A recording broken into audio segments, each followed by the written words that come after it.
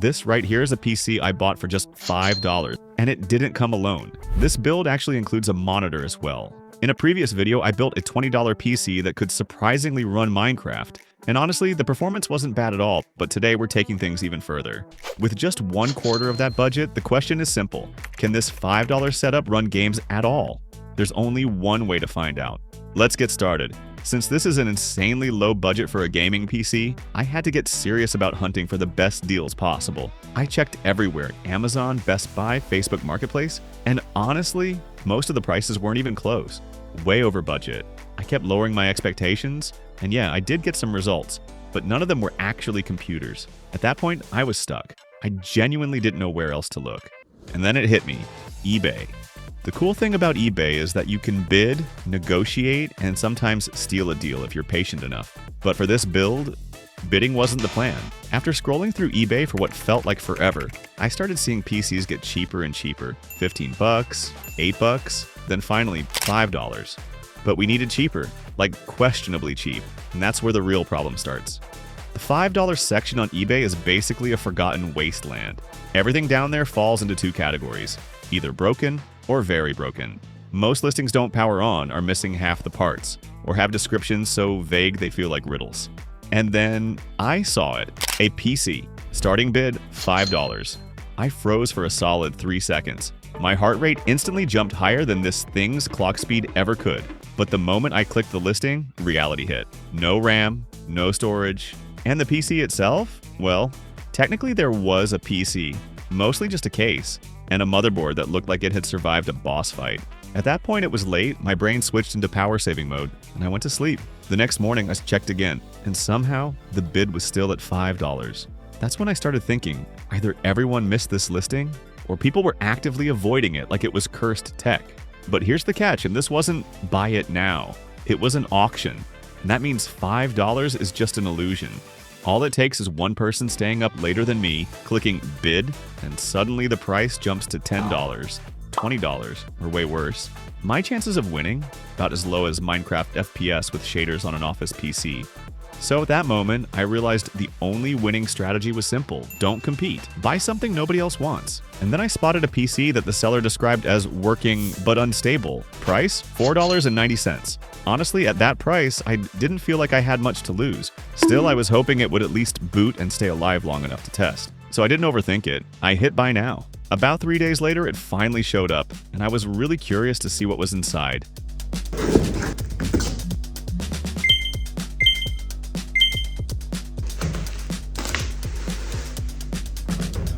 And oh man, this thing was filthy. No extras at all, just the PC and a monitor. No power cable, no accessories, nothing. Just pure, unfiltered mystery dirt. Before doing anything else, I gave it a proper clean. No way I'm powering this thing on in that condition. I'll spare you the boring part and fast forward through the cleaning.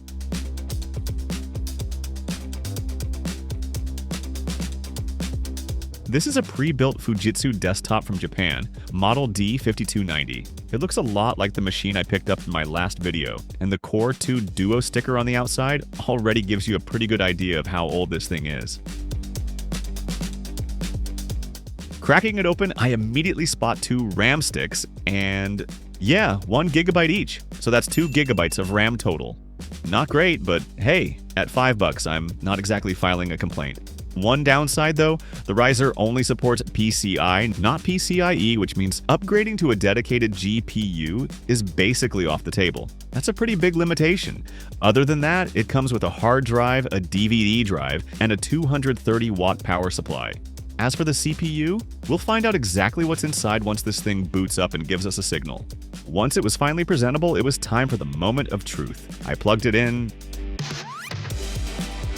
hit the power button, and nothing. No lights, no fans, no signs of life. At that point, there was no avoiding it. I had to start checking components one by one to figure out what was actually wrong.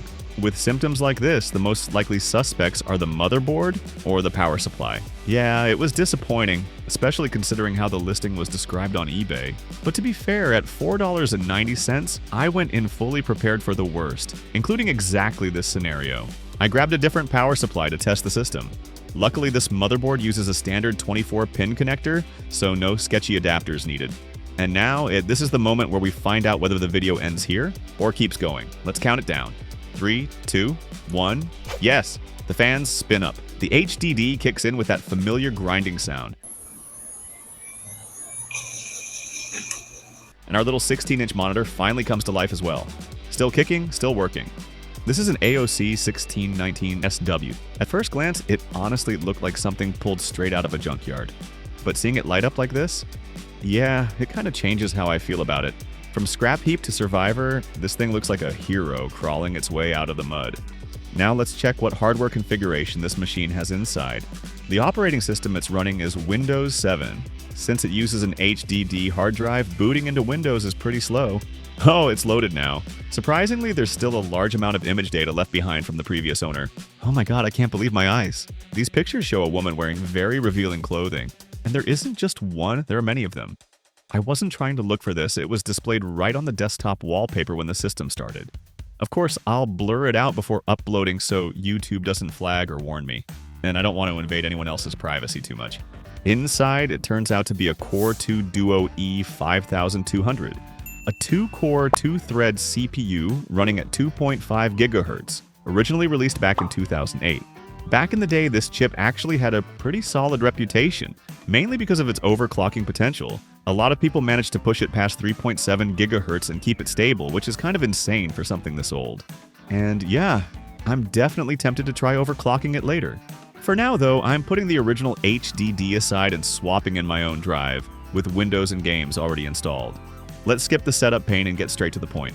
What kind of gaming experience can you actually get for $5? Yeah, it didn't take long to realize that 2 GB of RAM and Windows 10 are not friends. The moment I booted into Windows, before I even opened anything, RAM usage was already at 1.6 GB. Not a great start, but I still wanted to see how far this thing could go. In CPU-Z, the E5200 scores 417 multi-core and 190 single-core. Those numbers are, let's be honest, pretty rough. At this point, I was already questioning whether gaming was even on the table. Video playback at 360p? Totally fine. Smooth, no dropped frames, 480p? Still okay, but CPU usage jumps to around 60%. Then things start falling apart. At 720p, RAM usage hits 1.7 GB and everything is basically pinned. Stutters show up immediately. And once I push it to 1080p, yeah, full meltdown. Freezing, constant buffering, drop frames everywhere. Watching a full HD video on this system is basically impossible. So yeah, as a starting point, this machine is already fighting for its life. And this is where things started to fall apart. I couldn't even launch most games on this CPU, and the problem wasn't the games themselves, it was graphics drivers. This chip has no iGPU, so video output relies entirely on the motherboard chipset. And yeah, that's a nightmare in 2026. Even something as light as CS 1.6 refused to cooperate at first. So I had no choice. I slapped in a dedicated GPU just to give this CPU a fighting chance. With that done, CS 1.6 finally runs fine. CPU and RAM usage sit around 50%. Smooth enough, no complaints. But Minecraft? Totally different story. At 8 chunks, the CPU and that sad 2 GB of RAM sharpened at 100% almost non-stop. Stutters everywhere, FPS all over the place. Drop it down to 2 chunks and yeah, it's playable, but barely. More like technically works than fun.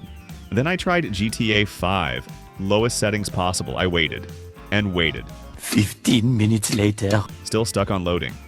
At that point, I stopped. This wasn't testing anymore, this was abuse. Between the ancient hardware and the 2 GB RAM limit, it just wasn't happening. I did think about overclocking the E5200, it's famous for that. But unfortunately, this motherboard doesn't support it. So that experiment will have to wait for another video. Final verdict? If you're thinking about building a PC like this, don't. Unless your goal is to experience pain, frustration, and character development. But hey, if you're trying to train your patience to monk-level status, yeah, this system will do that just fine.